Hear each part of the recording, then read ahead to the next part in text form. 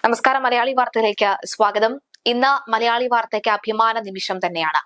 തിരുവനന്തപുരം വിഴിഞ്ഞത്ത് വവ്വാമൂലയിൽ സ്ത്രീധനത്തിന്റെ പേരിൽ സർക്കാർ ഉദ്യോഗസ്ഥനായ ഭർത്താവ് സ്വന്തം ഭാര്യയെയും 5 വയസ്സായ 2 പെൺമക്കളെയും ഉപേക്ഷിച്ച് വീട് പൂട്ടി കടന്നു കളഞ്ഞ സംഭവം മലയാളി വാർത്ത പ്രേക്ഷകർ മുന്നിൽ എത്തിച്ചിരുന്നു. കോടതിയിൽ പോയ സമയത്ത് ഒത്തിരി പേര് മലയാളി വാർത്ത ന്യൂസിന്റെ ഞാൻ സത്യം പറഞ്ഞാൽ മുഖ്യധാരാ മാധ്യമങ്ങൾ, റിപ്പോർട്ടർ, മാതൃഭൂമി, മലയാള മനോരമ എല്ലാവരും ന്യൂസ് കൊടുത്തിട്ടുണ്ടെങ്കിലും പെട്ടെന്ന് ഞങ്ങളെ നോട്ടീസ് ചെയ്തത്, ഞങ്ങൾക്ക് ഇങ്ങോട്ട് വീഡിയോ ലിങ്ക്സ് അയച്ചു തന്നതെല്ലാം മലയാളി വാർത്തയുടെ ന്യൂസുകളായിരുന്നു.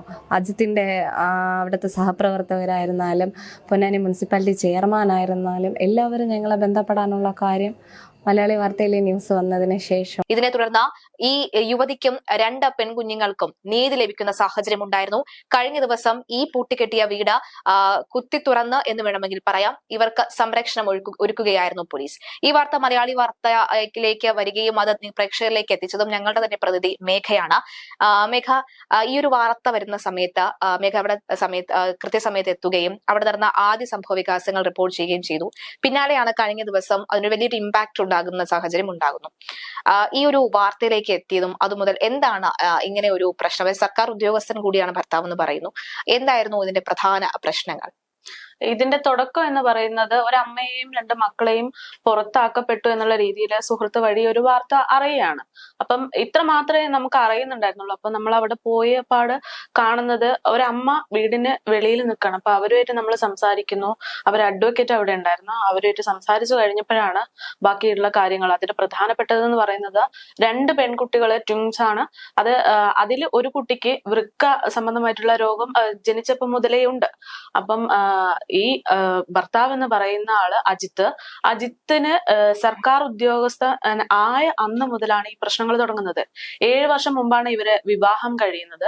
ആ സമയത്ത് ഇവര് പ്രണയിച്ച് വിവാഹം കഴിച്ച ആളുകളാണ്. അപ്പൊ എനിക്കൊരു അത്ഭുതമായിരുന്നു, പ്രണയിച്ച് വിവാഹം കഴിച്ചപ്പോൾ ഇല്ലാത്തൊരു പ്രശ്നം ഇപ്പൊ 2-3 വർഷങ്ങൾക്ക് ശേഷം ഉണ്ടായി എന്ന് പറയുമ്പോൾ അത് എന്തുകൊണ്ടാണ് എന്നുള്ള ചോദ്യത്തിന് ഉത്തരം, സർക്കാർ ഉദ്യോഗസ്ഥനായി. ഒപ്പം ഈ അജിത്തിന്റെ അച്ഛൻ ഒരു മിലിറ്ററി കാരനായിരുന്നു.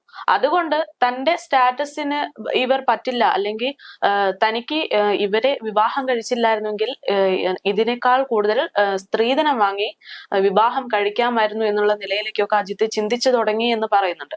അപ്പം ഇതാണ് ഇവര് പ്രധാനമായിട്ടും പറയുന്നത്. പക്ഷെ അജിത്തും നീതുവും തമ്മിലുള്ള പ്രശ്നത്തെക്കാൾ ഉപരി ഇവർക്ക് പ്രധാനപ്പെട്ട കാര്യം എന്ന് പറയുന്നത് ഈ കുട്ടിക്ക് ചികിത്സയുടെ കാര്യമായിട്ട് ബന്ധപ്പെട്ട് ഈ വീട്ടിനകത്താണ് എല്ലാ ഡോക്യുമെന്റ്സും ഉള്ളത്. അപ്പം ഇവരെ എങ്ങനെയെങ്കിലും അകത്ത് കയറ്റണമെന്ന് പറയുമ്പോൾ നീതു തങ്ങൾക്കെതിരെ കേസ് കൊടുത്തതുകൊണ്ട് അകത്തിന് കയറണ്ട, ഇപ്പം 20 ലക്ഷത്തോളം രൂപ അധികമായിട്ട് സ്ത്രീധനം വേണമെന്നതായിരുന്നു അജിത്തിന്റെ ആവശ്യം.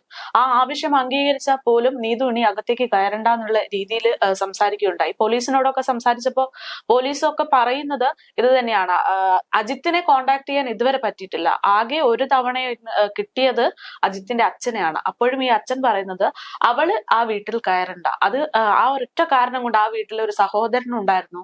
അച്ഛൻ നീതുവിന്റെ അച്ഛന്റെ 2ാം അമ്മയാണുള്ളത്. അപ്പൊ ഇവരെ എല്ലാവരെയും മാറ്റി താമസിപ്പിച്ചിരിക്കുകയാണ്. എവിടെയാണ് എന്നത് അറിയില്ല. അപ്പൊ അജിത്തിനെ കണ്ടെത്തേണ്ടതാണ് പ്രധാനപ്പെട്ട കാരണം. എവിടെയാണ് സർക്കാർ ഉദ്യോഗസ്ഥൻ? അജിത്ത് പൊന്നാനിയിലാണ് വർക്ക് ചെയ്യുന്നത്. അപ്പം ഇതുമായിട്ട് ബന്ധപ്പെട്ടിട്ടുണ്ടെ നമ്മൾ വാർത്ത കൊടുത്തപ്പം പൊന്നാനിയിൽ നിന്ന് അവിടെയുള്ള കൗൺസിലറൊക്കെ കോണ്ടാക്ട് ചെയ്ത് ഇവരെ നീതുമായിട്ട് കോണ്ടാക്ട് ചെയ്തു. ആ സമയത്താണ് നമ്മളെ വക്കീലൊക്കെ പറഞ്ഞിട്ടുണ്ടായിരുന്നു, അതായത് അജിത്ത് അവിടെ പറഞ്ഞു വെച്ചതിന്റെ നേർ വിപരീതമായിട്ടുള്ള കാര്യങ്ങളാണ് ഇവിടെ സംഭവിച്ചുകൊണ്ടിരിക്കുന്നത്.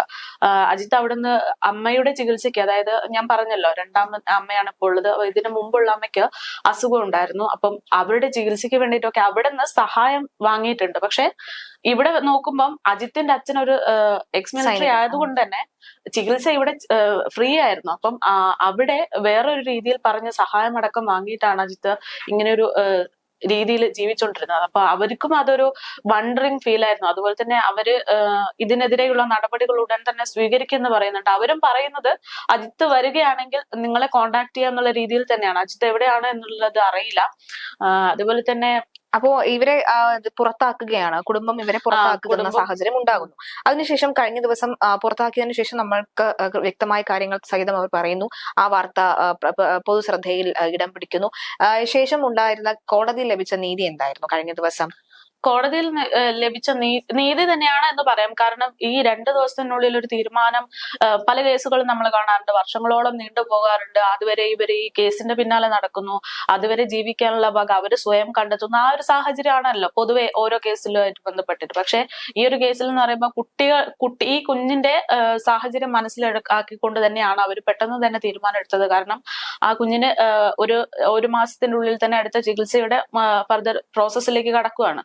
അപ്പൊ അതിനുള്ള പേപ്പർ അടക്കം ഈ വീട്ടിലകത്തായിരുന്നുള്ളത്. നമ്മൾ ഇന്നലെ തന്നെ ഇത് കവർ ചെയ്യാൻ പോയപ്പം ഇവർ ആദ്യം ഓടിക്കയറിയത് ഇവരെ റൂമിലേക്കാണ്. കാരണം ഈ കൊച്ചിന്റെ പേപ്പറുകൾ എടുക്കണം, ഡോക്യുമെന്റ്സ് എടുക്കണം എന്നുള്ളതായിരുന്നു. ആ പേപ്പർ എടുത്തു വരുന്നത് കാണുമ്പോൾ നമുക്കൊരു സങ്കടമാണ്. കാരണം വെച്ചാൽ സ്വന്തം മക്കളാന്ന് പോലും അറിഞ്ഞിട്ടും, അതും സാധാരണപ്പെട്ട ഒരാള് കഷ്ടപ്പെട്ട് ജീവിക്കാൻ പറ്റുന്നില്ല എന്നുള്ള ഒരു സാഹചര്യത്തിൽ ഇങ്ങനെ തള്ളിക്കളഞ്ഞാൽ പോലും തെറ്റ് പറയണം.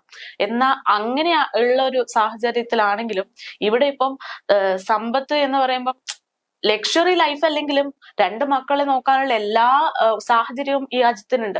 എന്നിട്ട് പോലും ഇപ്പൊ ഭാര്യയോടുള്ള ദേഷ്യമാണെങ്കിൽ അത് ഭാര്യയോട് പറഞ്ഞു തീർക്കാം, അല്ലെങ്കിൽ ഭാര്യ ലീഗലി മൂവ് ചെയ്യാം. അതൊന്നുമല്ലാതെ മക്കളെ അടക്കം വീട്ടിൽ നിന്ന് പുറത്താക്കുന്ന ഒരു സാഹചര്യമാണ് ഉണ്ടായത്. ആ മക്കൾക്ക് ഇപ്പോഴും അറിയില്ല അവരെ പുറത്താക്കിയതാണ് എന്നുള്ളത്. ഇന്നലെ പോയ സമയത്ത് ഈ കൊച്ച് ഈ ഗേറ്റ് തുറക്കാൻ വേണ്ടി നോക്കണം. അവർക്ക് അറിയില്ല ഇപ്പൊ ലീഗലി പോലീസുകാർ വരും ഇത് തുറന്നു തരാൻ വേണ്ടിയിട്ടാണ് ഞങ്ങൾ അകത്ത് കയറ്റ, അവർക്കത് അറിയില്ല. എന്നാൽ പോലും അവർ നിൽക്കുന്നത് കാണുമ്പോൾ നമ്മള് തന്നെ നിസ്സഹായ അവസ്ഥയിൽ നിന്നു പോകുന്ന ഒരു സാഹചര്യമാണ്. ഇത് ഇന്നലെയാണ് ഓർഡർ കിട്ടിയത്. ഇതിനു മുമ്പ് ഇവർക്ക് 7 ദിവസമായിരുന്നു പ്രൊട്ടക്ഷൻ ഓർഡർ ഉണ്ടായിരുന്നത്.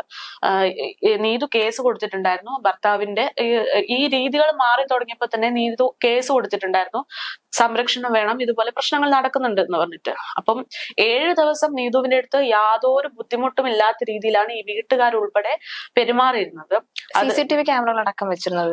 CCTV ഈ 7 ദിവസം കഴിഞ്ഞ ദിവസം കേസുമായിട്ട് മുന്നോട്ട് പോകാൻ വേണ്ടി നീതു പോലീസ് സ്റ്റേഷനിൽ പോയ സമയത്താണ് ഈ വീട് അടച്ചുപൂട്ടി ഇവര് മാറി താമസിക്കുന്നു, ഗേറ്റ് അടക്കം പൂട്ടി ഇവര് പോകുന്നത്. അന്ന് വൈകുന്നേരം 6 മണി വരെ നീതു ആ ഗേറ്റിന്റെ ഫ്രണ്ടില് അവര് വരുമെന്നുള്ള പ്രതീക്ഷയിൽ നിന്നിട്ടുണ്ട്. പിന്നെയാണ് മനസ്സിലാകുന്നത് എന്തോ സംഭവം ഉണ്ടെന്ന്. അപ്പോ അഡ്വക്കേറ്റിനെ കോണ്ടാക്ട് ചെയ്യുകയാണ് ഉണ്ടായത്. അങ്ങനെ പിന്നീട് 2 ദിവസം നമ്മളപ്പോ തന്നെ അവിടെ എത്തുന്നു, കാര്യങ്ങൾ റിപ്പോർട്ട് ചെയ്യുന്നു. അതിന്റെ ഭാഗമായിട്ടാണ് കൗൺസിലറൊക്കെ കോണ്ടാക്ട് ചെയ്യുന്നത്. ഈ കഴിഞ്ഞ ദിവസം ഇന്നലെ ഇതിന്റെ ഫർദർ നടപടിയായിട്ട് കോടതി നീതുവിന് ഒപ്പം നിൽക്കുന്ന രീതിയാണ്. എന്നിട്ട് പോലീസുകാരുടെ പ്രൊട്ടക്ഷൻ ഇന്നലെ അവിടെ ഉണ്ടായിരുന്നു. ഇനി കേസ് മുന്നോട്ട് പോകുന്നത് വരെ പ്രൊട്ടക്ഷൻ ഉണ്ടാകും എന്നാണ് പറയുന്നത്. അപ്പം ഇന്നലെ പോയി വീട് താക്കോല് അടിച്ച് തകർത്തിട്ട് നീതുവിനെ അവിടെ താമസിപ്പിക്കുകയുണ്ടായി. ഇനി നീതുവിനെ അവിടെ തുടരാം. പക്ഷെ അവര് പറയുന്നത് എന്നെയും മക്കളെയും പുറത്താക്കി താൻ കിടക്കുന്ന കിടക്കയടക്കം കത്തിച്ച് തന്നെ കൊല്ലാൻ, ഇതുപോലെ നിന്നെയും മക്കളെയും കൊല്ലുന്നു പറയുന്ന ഒരാള് ഉള്ള വീട്ടില്, അല്ലെങ്കിൽ അവര് വരാൻ സാധ്യതയുള്ള വീട്ടില് ജീവിക്കാൻ ഒരു പേടിയുണ്ട്. പക്ഷെ നീതുവിന് പോകാൻ സ്ഥലമില്ല. അതാണിപ്പോ പ്രധാനപ്പെട്ട ഒരു ഇതെന്ന് പറയുന്നത്. പ്രണയവിവാഹമായിരുന്നല്ലോ അവർ പറയുന്നത്. അപ്പോൾ ഈ സ്ത്രീധനത്തിന്റെ പേരിൽ നമ്മൾ അനവധി വാർത്തകൾ, ആത്മഹത്യാ വാർത്തകൾ കേൾക്കുകയാണ്, ഇപ്പോഴും കേട്ടുകൊണ്ടിരിക്കുകയാണ്. കേൾക്കരുതെന്ന് ആഗ്രഹിച്ച വാർത്തകളാണ് പക്ഷെ നമ്മൾ കേൾക്കുന്നത്. ഈ ഒരു ഘട്ടത്തിൽ സ്ത്രീധനം കൊടുക്കരുത് എന്ന് പറയുമ്പോൾ പോലും 65ഓളം പവൻ എന്തോ സ്ത്രീധനം കൊടുത്തിട്ടുണ്ട്, അതുപോലെ തന്നെ കാറ് നൽകിയിട്ടുണ്ട്, അങ്ങനെയുള്ള വാർത്തകളും കേട്ടിരുന്നു. അതിനെ കുറിച്ച് കൂടി എന്തായിരുന്നു വിശദാംശം? അതിലിപ്പോ പ്രധാനപ്പെട്ടത് എന്താണ്, സ്ത്രീധനത്തിനെ നമ്മളും സപ്പോർട്ട് ചെയ്യാൻ പോകണമെന്നില്ല. പക്ഷെ അവര് പറയുന്നത് നീതുവിന്റെ ചോയ്സ് ആണ് അജിത്ത. ഈ നീതുവിന്റെ അമ്മ സിംഗിൾ മദർ ആണ്. ഇനി നീതുവിനെ ഏറ്റെടുത്ത് വളർത്തുക, അല്ലെങ്കിൽ നീതുവിന്റെ മക്കളെയും കൂടി വളർത്തുക എന്ന് പറയുന്നത് അവരെ സംബന്ധിച്ച് ബുദ്ധിമുട്ടുള്ള കാര്യമാണ്. പിന്നെ നീതുവിന്റെ കാര്യം നോക്കുകയാണെങ്കിൽ നീതുവിന് ജോലിക്ക് പോയിക്കൂടെ എന്ന് ചിന്തിക്കുന്നവരുണ്ടാവും. നീതു നഴ്സിംഗ് പഠിച്ചുകൊണ്ടിരിക്കുന്ന സമയത്താണ് വിവാഹമായിട്ട് ബന്ധപ്പെട്ട് പഠനം പകുതിയിൽ നിന്ന് നിൽക്കുന്നു. പിന്നീട് ഈ തുടർ പഠനം എന്നുള്ളത് ആലോചിക്കുമ്പോൾ കൊച്ചിന് വയ്യാണ്ടായപ്പം കൊച്ചിനടുത്ത് ഒരാൾ വേണം. അപ്പം എന്തായാലും നീതുവിന് ജോലി എന്നുള്ള രീതിയിലേക്ക് പോകാൻ പറ്റത്തില്ല. അങ്ങനെയാണ് ഇനി എന്താണ് പ്രശ്നത്തിനൊരു പരിഹാരം എന്നുള്ള രീതിയിലേക്ക് അവരാവശ്യപ്പെടുന്നത് എന്താണോ അത് കൊടുക്കാം എന്നുള്ള രീതിയിലേക്ക് എത്തുന്നത്. പക്ഷെ അങ്ങനെ എത്തുമ്പോഴും ഇവർക്ക് സാവകാശമില്ല. ഇവർക്ക് ഇത് വേണം. ഈ കാർ പോലും സ്ത്രീധനമായിട്ട് കൊടുത്തതാണാണ് വക്കീൽ നമ്മളെടുത്ത് പറഞ്ഞത്. പക്ഷെ ഈ കാറ് വാങ്ങുമ്പോ നീതുവിന്റെ വീട്ടുകാരാണ് ഈ കാർ വാങ്ങി കൊടുക്കുന്നത്. പക്ഷെ അത് ഭർത്താവിന്റെ അച്ഛന്റെ പേരിലേക്കാണ് വാങ്ങിയത്. ആ സമയത്ത് ഇദ്ദേഹം സൈനികനായതുകൊണ്ട് തന്നെ അതിൻ്റെ അകത്ത് ഒരുപാട് പൈസ കുറച്ച് കിട്ടും എന്നുള്ള പേരിൽ ഇദ്ദേഹത്തിന്റെ ഭർത്താവിന്റെ അച്ഛന്റെ പേരിലേക്ക് കാർ വാങ്ങി കൊടുക്കുന്നു. നീതുവിന്റെ അമ്മയാണ് വാങ്ങി കൊടുക്കുന്നത്. പക്ഷെ ഇപ്പൊ അത് നോക്കുമ്പം ലീഗലി അച്ഛന്റെ പേരിലാണുള്ളത്. അതുകൊണ്ട് തന്നെ ഇവർക്ക് പ്രൂഫ് ഇല്ല, ഇവരാണ് വാങ്ങിക്കൊടുത്തത് എന്ന് പറയാൻ പ്രൂഫില്ല. അപ്പം അങ്ങനെ ഒരു അവകാശം പറയുന്നുണ്ട്. പക്ഷെ ഈ വീടിന്റെ മുന്നിൽ 3 കാറുകൾ കിടക്കുന്നുണ്ട്. അതും നോക്കണം. സ്ത്രീധനമായിട്ട് ഒരു കാർ വേണമെന്ന് പറയുമ്പോഴും അവിടെ ഒരു അത്യാവശ്യത്തിന് ഒരു കാർ എന്നതല്ല ഇവർ ആവശ്യപ്പെട്ടത്. അവിടെ ഓൾറെഡി 3 കാർ ഈ വീട്ടിന്റെ ഉള്ളിലുണ്ട്. ഒരു 2 വീലർ ഉണ്ട്. അത് നീതുവിന്റെ ആണോ എന്ന് അറിയില്ല. നീതു പറയുന്നുണ്ടായിരുന്നു 2 വീലറിലാണ് കുട്ടികളെ കൊണ്ട് പോകുന്നത് വരുന്നത് എന്നുള്ളത്. അപ്പൊ ഈ ഘട്ടത്തിൽ ഇതുപോലെ തന്നെ ഈ കല്യാണത്തിന് പ്രണയ വിവാഹം എന്ന് പറയുമ്പോൾ നമ്മൾ ഉദ്ദേശിക്കുന്ന പോലെ ഒളിച്ചോടി കല്യാണം അങ്ങനെയൊന്നുമല്ല. പ്രണയിച്ചു, പക്ഷെ 2 കുടുംബവും സംസാരിച്ച് ഓക്കെയായി അവര് ഒരുമിച്ച് എടുത്ത തീരുമാനമാണ് വിവാഹം എന്നത്. അപ്പോ അതിന്റെ ഫോട്ടോസൊക്കെ അവിടെ ഉണ്ടായിരുന്നു, ഫാമിലി ഫോട്ടോസൊക്കെ ഉണ്ടായിരുന്നു കല്യാണത്തിന്റെ. ആ സമയത്ത് ഒരു സ്ത്രീധനം കൊടുത്തിട്ടുണ്ട്. അത് പോരാതെയാണ് സർക്കാർ ഉദ്യോഗസ്ഥനായതുകൊണ്ട് കുറച്ചുകൂടെ തനിക്ക് കിട്ടുമല്ലോ എന്ന് മനസ്സിലാക്കിയിട്ട് കല്യാണം കഴിഞ്ഞ് മക്കളുണ്ടായി വർഷങ്ങൾക്ക് ശേഷം തനിക്ക് സ്ത്രീധനം വേണമെന്നുള്ള ഒരു ആവശ്യം ഉന്നയിക്കും. ഈ വിവാഹത്തിന് ശേഷം ഈ ജോലി ലഭിക്കുന്നു എന്ന് പറയുമ്പോൾ PSC എഴുതി അങ്ങനെ തന്നെയാണോ ലഭിക്കുന്നത്, അതല്ലെങ്കിൽ അതിലും ഇനി എന്തെങ്കിലും തിരിമറികൾ നടന്നിട്ടുണ്ടോ? അതിനെക്കുറിച്ച് എന്തെങ്കിലും വിശദീകരണങ്ങൾ ഉണ്ടായിട്ടുണ്ടോ? ഇല്ല, അതിനെ കുറിച്ച് ഒന്നും പറഞ്ഞിട്ടില്ല. ജോലി കിട്ടിയതിന് ശേഷം എന്നത് മാത്രമേ പറഞ്ഞിട്ടുള്ളൂ. PSC വഴി ആയിരിക്കണം, അത്യാവശ്യം പഠിക്കുന്ന കൂട്ടത്തിലാണെന്നൊക്കെ നീതുവിന്റെ സംസാരത്തിൽ നിന്ന് മനസ്സിലാവുന്നുണ്ട്. പിന്നെ ഇതിനു മുമ്പ് സാധാ കൂലിപ്പണി ആയിരുന്നു അവൾ ചെയ്തുകൊണ്ടിരുന്നത്. അപ്പൊ ഈ ഘട്ടത്തിൽ നമ്മൾ ഏറ്റവും കൂടുതൽ ഇമ്പാക്റ്റുകൾ നമുക്ക് തോന്നിയ കാര്യം, ആ ദിവസം തന്നെ നമുക്ക് തോന്നിയ കാര്യമാണ് ഈ ഒരു വാർത്ത മേഘ റിപ്പോർട്ട് ചെയ്യുന്ന ആ വീഡിയോയുടെ തൊട്ട് താഴെ തന്നെയാണ് പൊന്നാനിയിലെ ചെയർമാൻ അദ്ദേഹം പറയുന്നുണ്ട്, ഞാൻ ചെയർമാനാണ്, നിങ്ങൾക്ക് ഒരു വിശദമായി തന്നെ കാര്യങ്ങൾ വിശദീകരിച്ചുകൊണ്ട് ഒരു പരാതി നൽകി കഴിഞ്ഞാൽ നമ്മൾ അതിൽ നടപടി സ്വീകരിക്കാമെന്ന് പറയുന്നുണ്ടായിരുന്നു. അപ്പോൾ ഈ ഘട്ടത്തിൽ നീതുവായും അദ്ദേഹം കോൺടാക്ട് ചെയ്തു എന്നാണ് മനസ്സിലാക്കുന്നത്. അതിനുശേഷം എന്ത് നടപടിയാണ് പൊന്നാനി നഗരസഭയിൽ നിന്നും ഉണ്ടായത്? ഇത് ഇപ്പം പറയുമ്പോൾ പ്രധാനമായിട്ടും നമുക്ക് അഭിമാനിക്കാൻ പറ്റുന്ന ഒരു സാഹചര്യമാണ്. കാരണം നീതുവിന്റെ ഈ വിഷയങ്ങൾ മുഖ്യധാരാ മാധ്യമങ്ങളൊക്കെ റിപ്പോർട്ട് ചെയ്തിട്ടുണ്ട്.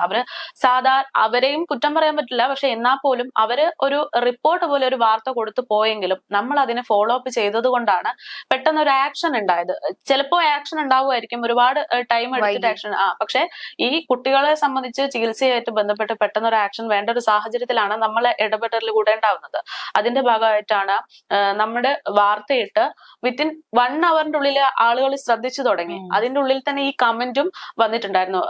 സാറ് ഇതിൽ പറഞ്ഞു എന്താണോ പ്രശ്നങ്ങൾ അത് വിശദമായിട്ട് പരാതി നൽകി കഴിഞ്ഞാൽ നമ്മൾ അതിൽ ഇടപെടാം എന്ന് പറയുന്നു. പിന്നെ നമ്മൾ ശ്രമിച്ചിരുന്നു, സാറിനെ കോൺടാക്ട് ചെയ്യാൻ ശ്രമിച്ചിരുന്നു, പക്ഷെ കിട്ടിയില്ല. എങ്കിൽ പോലും ഞാൻ അടുത്ത സ്റ്റെപ്പ് എന്ന് പറയുന്നത് ഇവരുടെ വക്കീലിനെ വിളിച്ച് സംസാരിച്ചു. ഇതുപോലെ ഒരു കമന്റ് ഉണ്ട്, അപ്പം പൊന്നാനിയില് അദ്ദേഹത്തിനെ ഒന്ന് കോൺടാക്ട് ചെയ്യാൻ പറ്റുമോ എന്ന് ചോദിച്ചപ്പം പറഞ്ഞു അതെ, അവര് വാർത്ത കണ്ടിട്ട് നമ്മളെ വിളിച്ചിട്ടുണ്ട്, നമ്മൾ പരാതി കൊടുത്തു എന്നാണ് പിന്നീട് വക്കീൽ നമ്മളെ വിശദീകരിച്ച് വിശദമായി തന്നെ പരാതി നൽകി എന്നുള്ളത്. അപ്പോൾ ഇവിടെ നമുക്ക് പോലീസിന്റെ സഹായവും ലഭിച്ചിരുന്നു. തീർച്ചയായിട്ടും രാത്രി തന്നെ ഈ വീട് കുത്തി തുറന്ന് അതിനകത്തേക്ക് കയറുന്ന സാഹചര്യം. പക്ഷെ ഇപ്പോഴും ആ ഒരു കുടുംബം ഒളിവിലാണല്ലേ. ഈ അമ്മയും 2 പിഞ്ചു കുഞ്ഞുങ്ങളെയും പുറത്താക്കിയ ആ കുടുംബം അവർ ഇപ്പോഴും ഒളിവിലാണ്. അതുമായി ബന്ധപ്പെട്ട നടപടികൾ ഏത് അറ്റം വരെ എത്തി എന്നുള്ളതാണ് അവിടെയാണ്. അതില് കൃത്യമായിട്ടുള്ള ഒരു വിവരം കിട്ടിയിട്ടില്ല എന്നുള്ളതാണ്.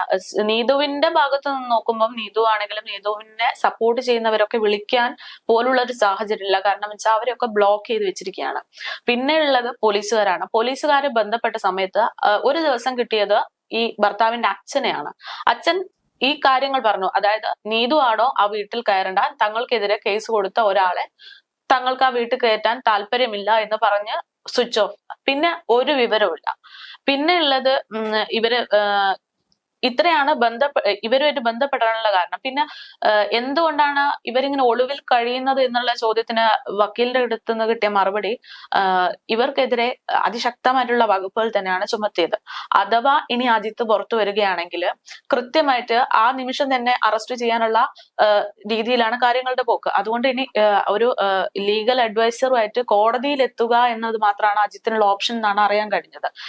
അതുപോലെ തന്നെ ഈ കേസിൽ പോലീസിന്റെ ഇടപെടൽ നമ്മൾ പറയേണ്ടിയിരിക്കുന്നു. കാരണം വെച്ചാൽ നീതു തന്നെ പറയുന്നുണ്ടായിരുന്നു, ഈ 2 മക്കളെയും കൊണ്ട് 6 മണി 7 മണി സമയത്ത് പോലീസ് സ്റ്റേഷനിൽ പോയപ്പം പോലീസുകാർ കൃത്യമായി പറഞ്ഞു ഇവരെ ഈ സമയത്ത് ഇറക്കി വിടാൻ പറ്റില്ല എന്നുള്ള നടപടിയിലാണ് ഈ വിഷയം പുറത്തു വരുന്നത് പോലും. ഒരുപക്ഷെ അവര് നാളെ വന്നാൽ മതി, നാളെ സംസാരിക്കാം എന്ന് പറഞ്ഞിരുന്നെങ്കിൽ നീതുവിന്റെ വിഷയം പുറത്തു വരില്ലായിരുന്നു. അപ്പം അത് കൃത്യമായിട്ടുള്ള ഒരു ഇടപെടൽ തന്നെയാണ്. പിന്നെ ഇന്നലെ ആണെങ്കിലും സാറ് സംസാരിക്കുമ്പോൾ സാറിന്റെ ഭാഗത്തു നിന്ന് പൂർണ്ണമായിട്ടുള്ള ഒരു എഫേർട്ട് കാണാനിടയായിട്ടുണ്ട്.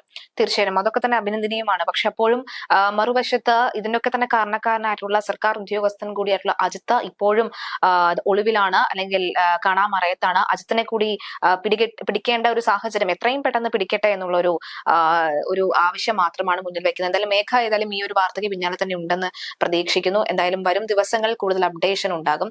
അതുവരേക്കും നമസ്കാരം.